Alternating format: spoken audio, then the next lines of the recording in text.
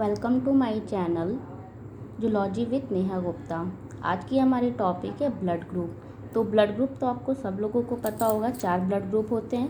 Blood group A, blood group B, blood group A B and blood group O. इसमें antigen और antibodies होती है। Blood group ए में antigen ए और antibody B होती है। ब्लड ग्रुप बी में एंटीजन बी और एंटीबॉडी ए होती है। ब्लड ग्रुप ए बी में antigen A and B, antibody इसमें नहीं होती है। ब्लड ग्रुप ओ में एंटीजन नहीं होता है लेकिन एंटीबॉडी ए बी होती है। तो सबसे पहले आपको ये जानना जरूरी है कि ब्लड ग्रुप के बारे में पता किसने किया।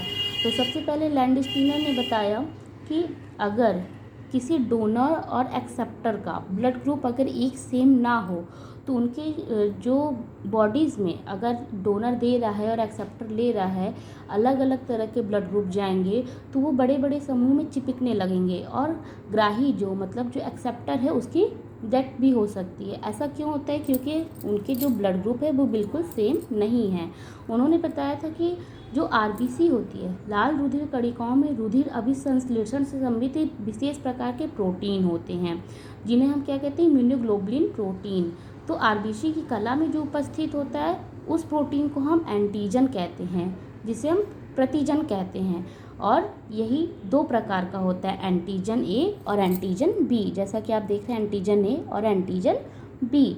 और जबकि आरबीसी की कोशिका द्रव में उपस्थित जो प्रोटीन होता है उसको हम प्रतिरक्षी या एंटीबॉडी कहते हैं। ये भी 2 प्रकार का होता है, एंटीबॉडी ए या इसको स्मॉल लेटर बी कहते हैं, एंटीबॉडी बी या स्मॉल लेटर ए कहते हैं। तो आपको समझ में आया कि लैंडस्टीनर ने इसको क्यों बताई। ब्लड ग्रुप की हमारे लाइफ में बहुत ज़्यादा इंपॉर्टेंस है। अगर डोनर और एक्सेप्टर में से किसी का भी ब्लड ग्रुप सेम नहीं है तो एक्सेप्टर की डेथ भी हो सकती है। तो सबसे पहले लैंडस्टीनर ने ही इसके बारे में पता लगाया। तो एंटीजन ए और एंटीबॉडी ए की उपस्थिति में और एंटीजन बी एंटीबॉडी बी की उपस्थिति में जो होता है ब्लड ग्रुप क्या होता है, अभिसंश्लेषित होने लगता है। जिससे क्या होता है कि इन्हें लैंडस्टीनर ने ब्लड ग्रुप को 4 ग्रुप में बांटा है।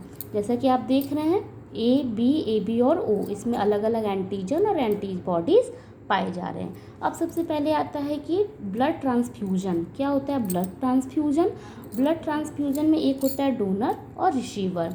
अगर इसमें आपको दिखा रहा है कि जो ओ होता है ब्लड ग्रुप ओ, उसे हम यूनिवर्सल डोनर कहते हैं, क्योंकि जो यूनिवर्सल डोनर का मतलब होता है सर्वदाता मतलब जो सबको दे सकता है। और ए बी यूनिवर्सल एक्सेप्टर, वो सबका एक्सेप्ट कर सकते हैं। देखिए यहाँ पर जैसे आप देख रहे हैं डोनर ए है, जो है रिसीव कौन कौन कर सकता है ए को, ए और ए बी वाले। जो बी है ब्लड ग्रुप बी, वो बी को दे सकता है और ब्लड ग्रुप ए बी वाले को दे सकता है। जो ए बी ब्लड ग्रुप वाले हैं वो ए बी वाले ब्लड ग्रुप को दे सकते हैं। और ये जो ओ है वो क्या कर रहा है, ओ को दे रहा है, ए बी को दे रहा है, बी को दे रहा है, ब्लड ग्रुप ए को दे रहा है, मतलब ये सबको दे सकता है। और ए बी क्या है, वो सबका ले सकता है।